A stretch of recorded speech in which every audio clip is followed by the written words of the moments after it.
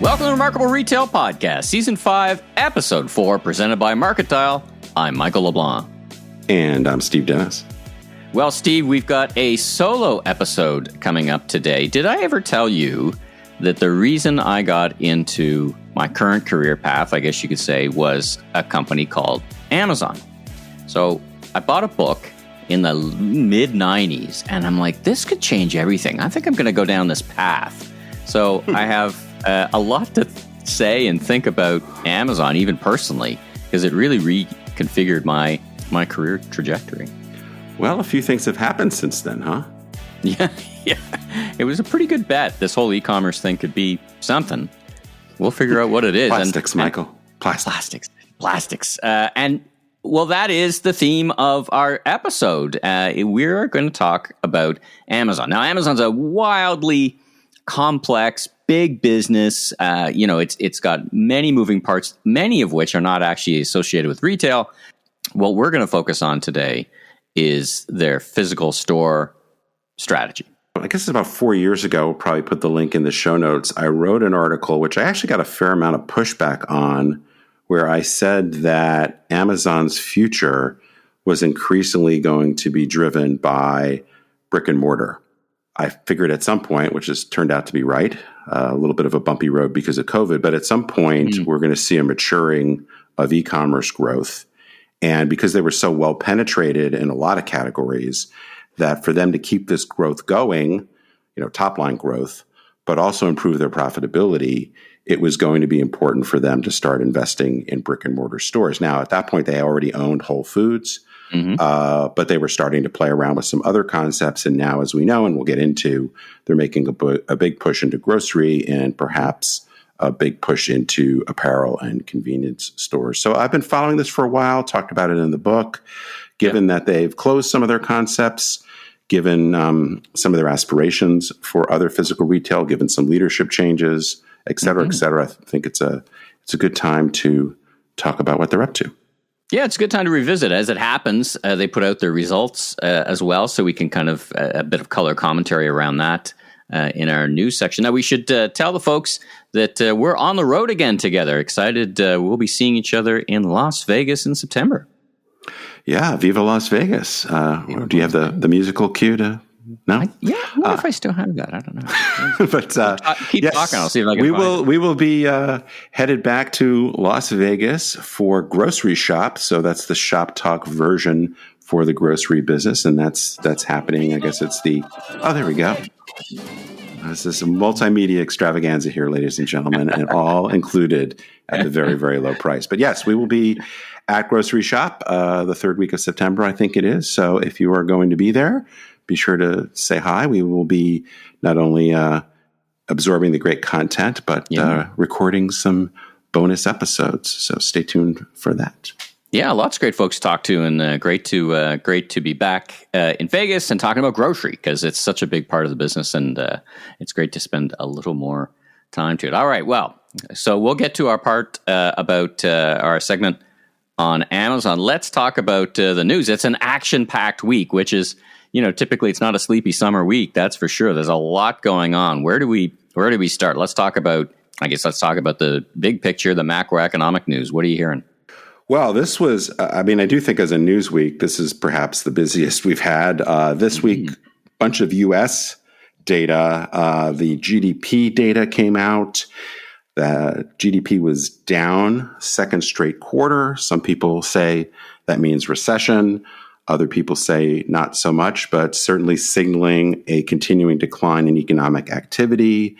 As expected, the Federal Reserve raised interest rates 75 basis points in a hope to really try to clamp down on inflation.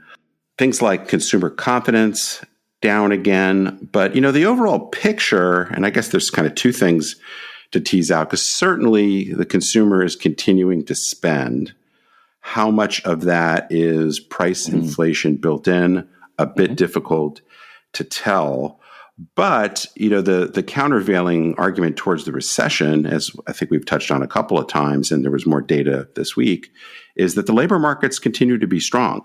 So unemployment very low, job creation continuing. So can you really have a recession when the labor markets are so strong. So that's going to be the thing to watch out going forward. One of the things that's more interesting, and I would encourage people, if they're interested, to listen to or watch the John Oliver show on HBO, because he did a deep dive into inflation this past Sunday night. And one of the things that came out of it, not that I rely on British comedians for my macroeconomic perspectives, but at least you get a laugh along the way.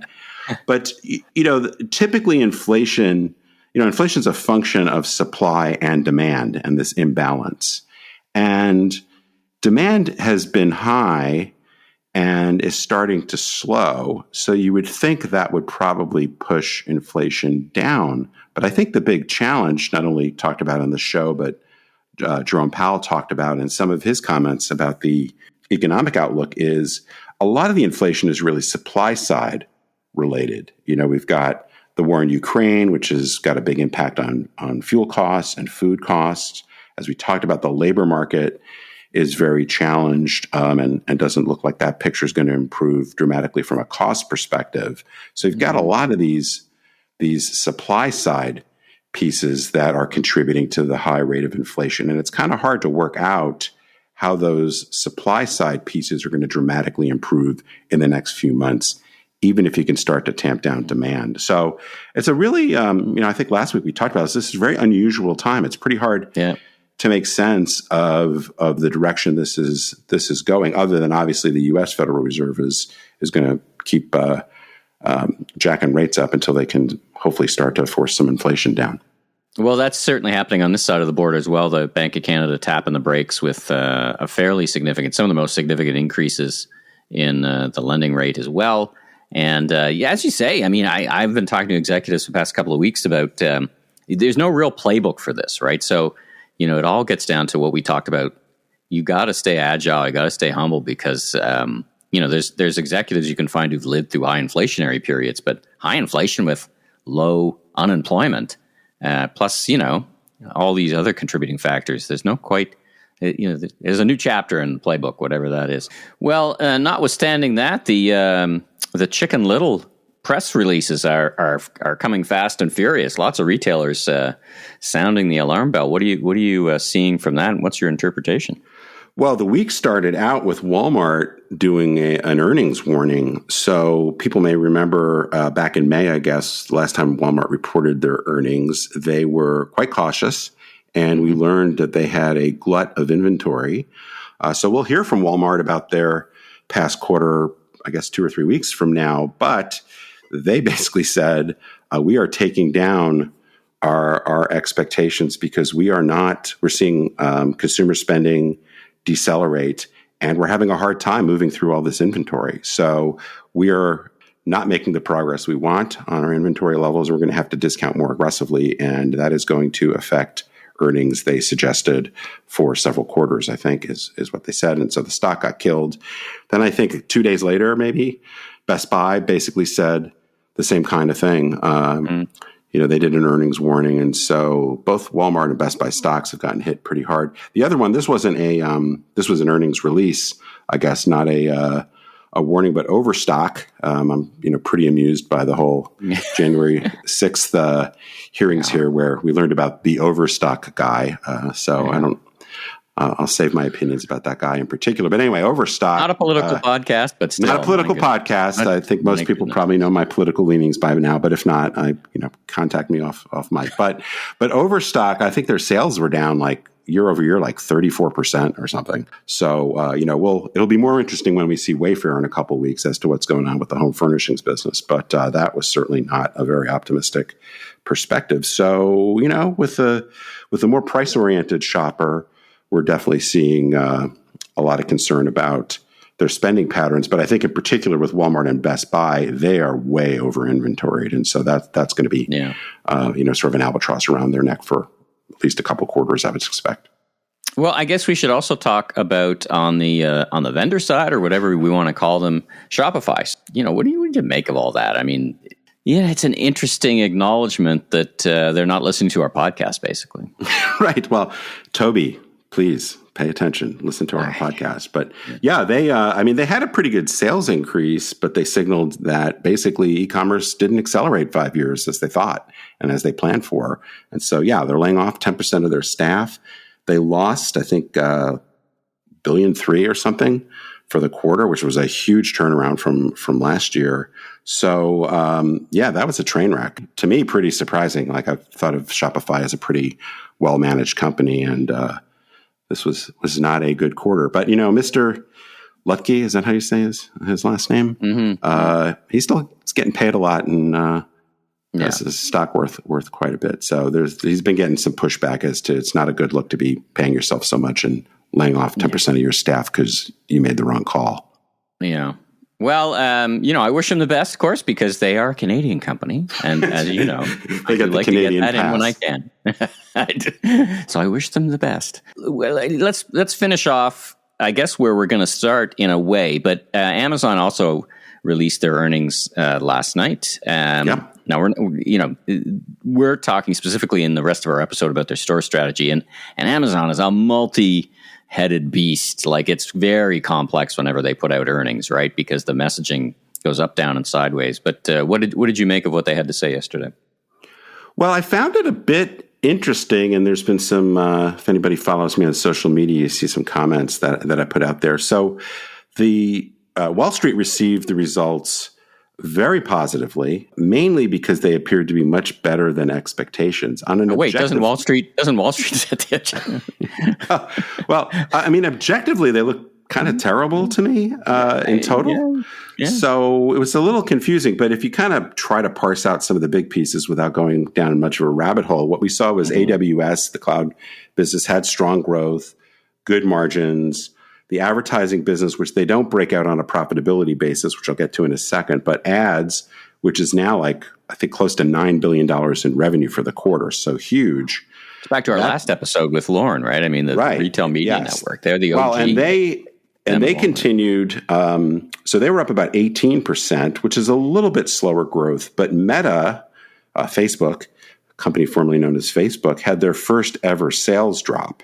Mm-hmm. So Amazon advertising is clearly gaining share away from Facebook, Instagram, et cetera. But online sales, in the metaverse. There's disruption in the metaverse.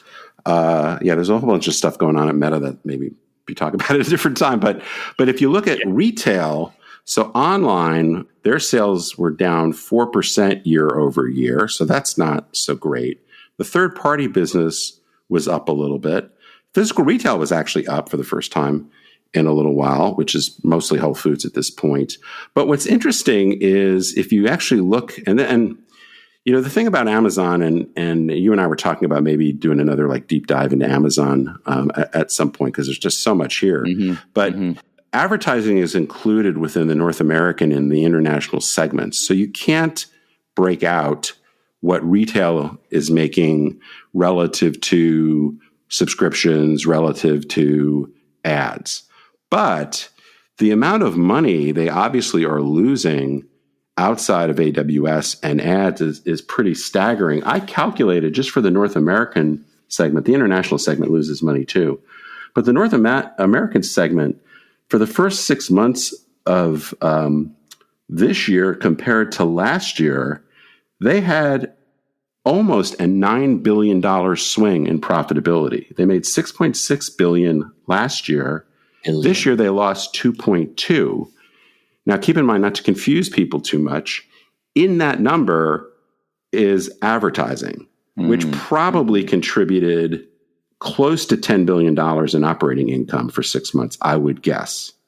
So you're left realizing that retail, both third party and physical and online, and some of the other ancillary businesses which are baked in there, like subscription, this Prime, et cetera, is losing a ton of money, and it's gotten much worse.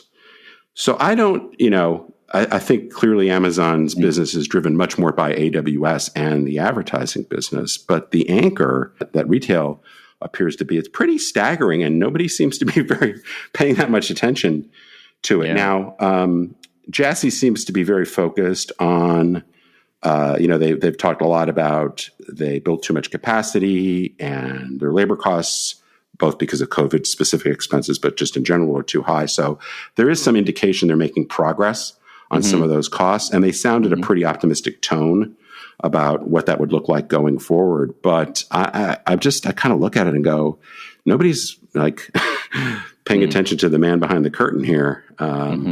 So I don't know. Maybe I'm getting it wrong, but it's sort of a weird take when we look at Amazon as this consumer company, which is doing terribly on that side.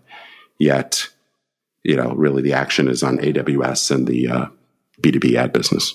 Well, that's our news for the week, action-packed, and provides a pretty good segue, actually, into what we're going to talk about. But first, let's hear from our sponsor, Mercantile. Mercantile is an easy-to-use testing platform and emboldens great decisions, leading to reliable, scalable results. With Mercantile, you can be confident in the outcome of your in-store pilot initiatives before rolling them out across your fleet. In a challenging retail climate of supply chain disruption, labor shortages, and dynamic customer behavior, the need for reliable insights has never been greater. Validate your remarkable ideas with Mercantile's in-store testing solution. The proof is in the testing. Learn more at mercantile.com. That's mercantile.com. All right, we're back. So let's talk about Amazon again. We're going to hone in on one particular element of Amazon, which is their physical stores. Like I said at the top of the episode, part of why I'm interested in it is it appears that Amazon, not only is going to potentially need a greater presence in physical stores to keep the top line growth going, but also to improve profitability. I think it's interesting. Now, it remains to be seen. I guess we have to sort of step back and say, particularly in the context of Amazon earnings, like where are they really going with all this? How much are they going to continue to invest in physical stores going forward in light of some of the profitability challenges? But I do think that, they have been seemingly committed to the Amazon Fresh business. So Amazon Fresh is their more, I guess, moderate part of the market grocery strategy to complement perhaps what they're doing with Whole Foods.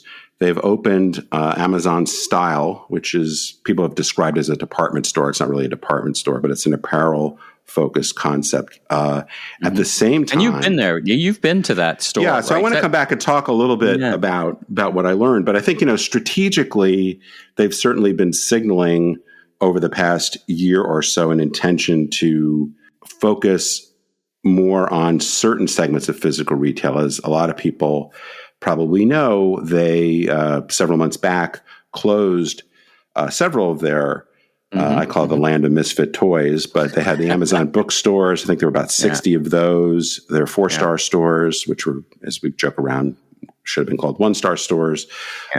So those were those were like not even 1% of their physical store sales. So they were very, very tiny and I think clearly not working. But they have been opening more Amazon Go convenience stores. And I think in the last quarter, they opened 17 or something of these Amazon Fresh stores. So there seems to be interest in continuing to push on the physical store side. As I said, don't forget about their hair salon in and then the hair salon, which I'm sure would be a game changer. But I think the question, like I said, I believe that for their long-term growth in retail, assuming that's what they want to invest in, and in their profitability, we're starting to hit the limits of what can be done in some of their big categories online. So I think physical store as a possible growth strategy, whether it's organic or maybe even making some acquisitions, could be pretty important. I think the thing strategically to talk about, and maybe this is a good chance to talk briefly about Whole Foods and then to talk about my store visits is, I would say in general, they've demonstrated they're terrible at physical retail. I mean, the reason to call this the fault in their stores is they haven't done very well. I think Whole Foods has gotten demonstrably worse under Amazon's ownership. As we talked about, they had several concepts, which, I think, interesting experiments, and to their credit, shutting them down, I think is a sign of a good innovation process, but they certainly weren't lighting up the world. And then as I think you look at Amazon Go for the convenience segment, I think they're still really experimenting with that. They have opened more stores. They're doing some things with Starbucks, but it's not like they've stepped on the gas there. They don't have 3,000 stores yet, as was when they came out, they're going to disrupt the convenience store sector, and we hear that over and over again. They're going to disrupt, and then they kind of go slower than faster in some of these things. Hey, I was reflecting on, when we were going to talk about this episode, and it really, do you thinking about our buying versus shopping episode, that they're too much focused on, they think it's all about buying. I think this, by the way, was Shopify's problem as well, is they think everybody just wants to buy and don't get the head to heart thing.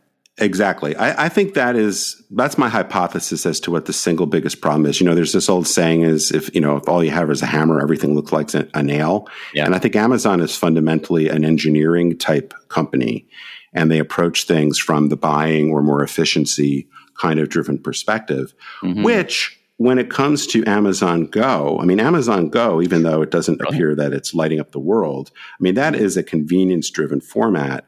And I think that sort of mindset and the application of technology makes a ton of sense. It makes no sense or almost no sense when you apply it to Whole Foods. So, what they've done with Whole Foods is they've tried to take cost out. And, there's a lot of complaint. Whole Foods, I think you pointed this out on a past episode, and you're absolutely right. Whole Foods was not exactly lighting it up. It was a high profile brand, but their performance was not good prior to Amazon buying them. So, but I think, Whole Foods is meant to be, the Nordstrom Neiman Marcus part of the grocery store business, or here in Dallas or in Texas, we've got Central Market, which is a really great upscale. There's Wegmans, there's a bunch of these other high-end Gelson's, high-end sort of grocery concepts I think we can understand. And Whole Foods, needs to compete and win in that segment. And they've been losing market share. We don't know what their profitability looks like. So they try to apply this more engineering efficiency buying modality to Whole Foods, and that has not served them very well. It feels all science and not much art, if I think about merchandise. Exactly. And so I think the challenge will be, if they're going to focus overwhelmingly on kind of the buying sort of the equation, which, like I said, I think can serve them well in the convenience store segment. And, it's not 100% black and white, but, that's the leaning there. But if you're going to try to make a play in fashion apparel, which this Amazon style store is about, which we'll talk about in a second, or I think even, it's unclear to me what they're trying to do with Amazon Fresh, because on the one hand, and I'm happy to share some thoughts on the stores that I visited, but those stores are quite a bit smaller than a typical grocery store. So they sort of sit between a Kroger or Albertsons or those sort of stores and a Trader Joe's or Aldi in their size. The buying occasions they're trying to go after and the assortment strategy seems a little incongruous to me. It's sort of a value-oriented store in its look and feel and its more narrow assortment. Yet, what is really the value added other than the just walk-out technology relative to a lot of other grocery stores? So what their premise is... it strikes me that when they go into grocery is a very low-margin, high-volume business. And there's a lot of people who are very, very, very good at it. Like, it's not like absolutely, an industry like, let's say, I don't know, healthcare, where there's room for a lot of profit, right? Your profit is my opportunity kind of talking. There's there's some really fantastic operators in the grocery space. It wasn't, there's always room for improvement, and there's a bit of a tailwind behind them. But, we should also tell the listeners that, you visited these places, right? So it's not, you're looking at a web page. You've actually gone to these places and experienced what they are doing and what they, what the actual execution looks like. Talk about that for a little bit. Yeah, so I've been to Amazon Fresh stores in the DC area and in Southern California, and they were pretty disappointing. I have to say. Like I said, strategically, it's a little unclear to me what their differentiation is meant to be. So I have that question. Now, I'm not, grocery is not really, the depth of my experience in retail, so I'll put that caveat. But to your point, you've got lots of different competitors, lots of different strategies. What are they really adding to it beyond, the walkout technology is kind of cool, but I'm not sure like that's enough to drive a major store expansion. Plus, I still want fresh vegetables, fresh fruit, and a nice piece of meat, right? I mean, that's more important to me than, just walk out technology. And when I'm shopping for food, that's for sure. So the value proposition to me is a little unclear, but the execution was also pretty disappointing. There were a lot of out of stocks, more so than I've seen in other companies. Now that, that might be a function of getting their systems right or whatever, something that they can certainly improve. There was certainly not a lot of customer traffic. That might have been just coincidentally the times of day that I was there. The presentation to me, it's got this sort of, I don't know if we can find some pictures of that perhaps to include, but it's sort of like this black and green, which is a weird color scheme. Like it seems to be designed to not like get scuffed up and dirty rather than present the merchandise in the most attractive way. They also had a little section of like random Amazon products on, so it's like leftovers from Amazon 4-star. So I just, it wasn't terrible, but there was no wow there. It was definitely not remarkable, to use the overused phrase. So, and even some of the locations were, it seemed like they went after cheaper real estate than might have made sense. Now, relatively small sample, 4 stores, but, and they're just getting started on this. So obviously they can learn and adapt. But I did not, now that there are 30, 40 stores in, I was kind of like, is this it? So let's call me a skeptic on whether they've got that figured out yet. Now, Amazon style. I'm assuming you haven't had your haircut yet, though, right? So that could be pretty breakthrough. I need to fly to London and get a robotic AI haircut or whatever they're doing over there. And I guess we should add the caveat, and you're going to talk about, I'm super interested to hear about your experience in their fashion apparel interpretation. But, this is a big company with lots of super smart people, so never count them out. And boy, what an innovator. But, so we should probably put that caveat of they could always get it right because they swing the bat a lot. So kudos to them. And I often point to, to be fair to Amazon, or try to be fair to Amazon. I often talk about them, both my book, my keynotes, et cetera. We've talked about on the podcast that, they are absolutely one of the most innovative companies in the world. Right. They try a lot of stuff and, they should be applauded for getting out there and trying a lot of different things. And like we talked about earlier, cutting their losses when they don't work and, maybe gleaning certain lessons. So that's true and still very early. For sure with Amazon style, it's one store. What store 10, what store 50, what store 100 looks like is very TBD. But Amazon style is in a high-end mall in a suburb of LA. It is, people talked about it as a department store. I was always skeptical that they were going to do a department store in 30,000 square feet. And it turns out it's not by, I think, anybody's definition of a department store. It is not a department store because it has like 2 departments, men's and women's. Now, the innovation here is that the store is really driven through a fitting room experience. So when you go to the floor, which I would say, and I think we've got some pictures we could probably include in the show notes or somewhere, or link to. I think it's very attractively designed. So this feels like they've got more of the art side to the visual merchandising and presentation. I would say much, much better than I've seen from them in other concepts. But what's very different about it is there's only one of every item that's on the floor. So no size or color range. That's like a specialty store. There's some specialty stores that do that, like OVO Drake's store does that. You just pick a size and they go in the back and get it for you, kind of thing. Right, but very different than sort of the mainstream apparel department store kind of concept. So the store is driven off of an app.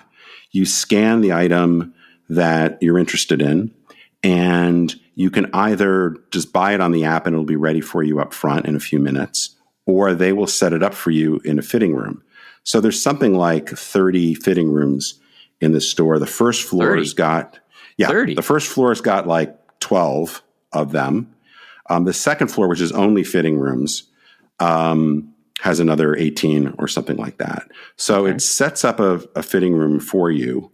And then you can just add items instead of like adding to your cart. You're basically adding them to the fitting room. Okay, and when you go to when you go to the app, you can see what size, if there's a color difference. And there's some suggested add-on items like, do you want to see a belt? Do you want to see some shoes? That sort of thing. And then it says, your fitting room will be available in so many minutes. Mm-hmm. Now, when I was there, the store was basically empty. And I was surprised that it told me my fitting room would be ready in 15 minutes. That seemed like a really long time, given there were no other customers there, or maybe one other. It wasn't clear whether they were going to the fitting room. And then when it assigned me the fitting room, it assigned it to me on the second floor, despite all the first floor fitting rooms right in front of me being empty.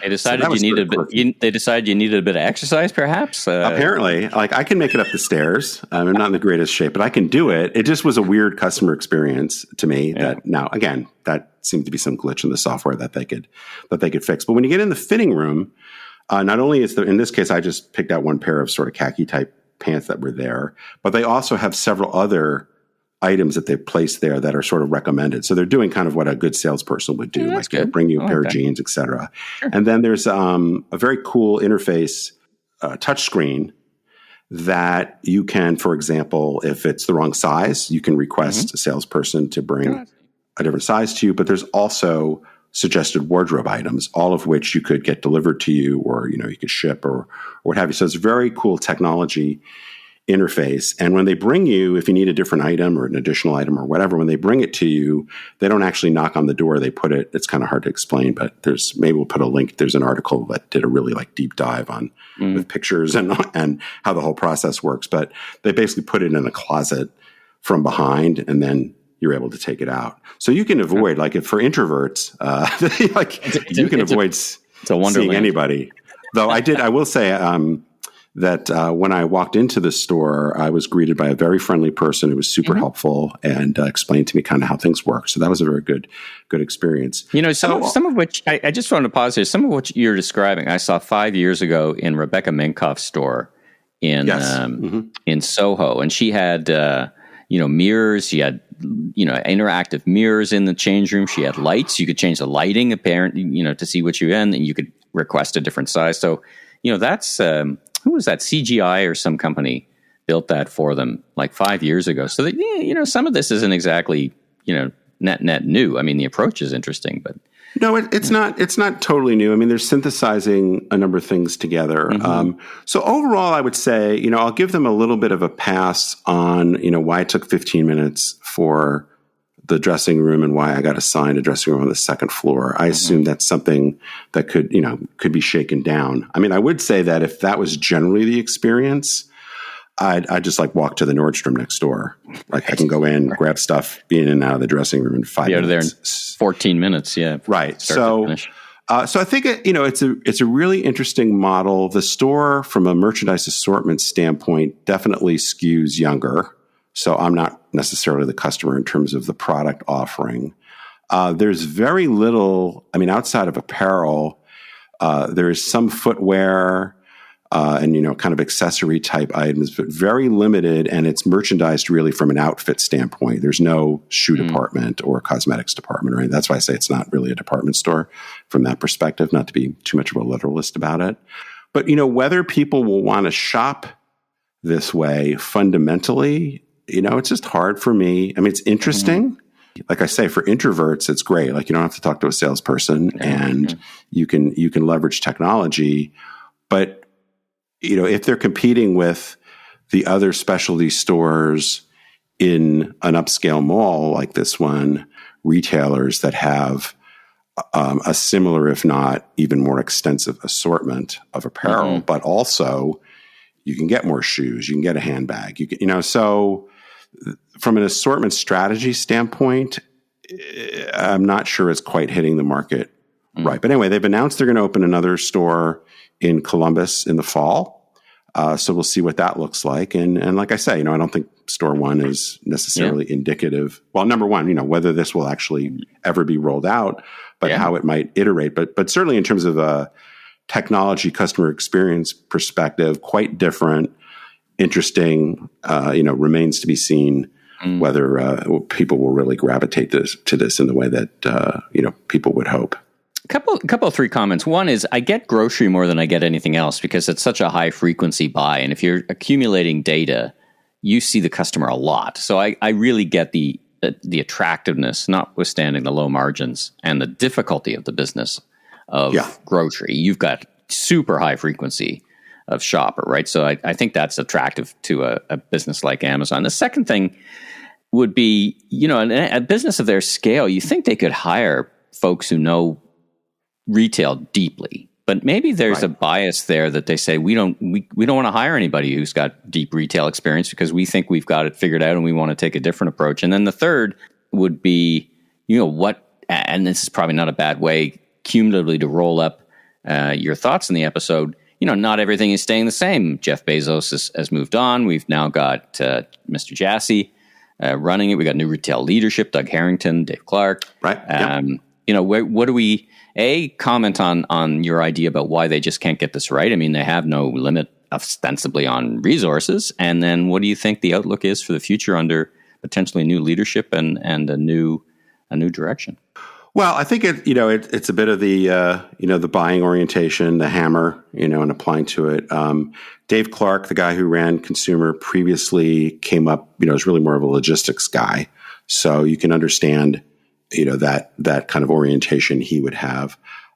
Doug Harrington is more of a consumer guy, but not really. He's like Webvan, and he's been running the grocery side, merchandising side for a number of years prior to getting elevated. So he's got more of that retail DNA, but not from more of the art side of it.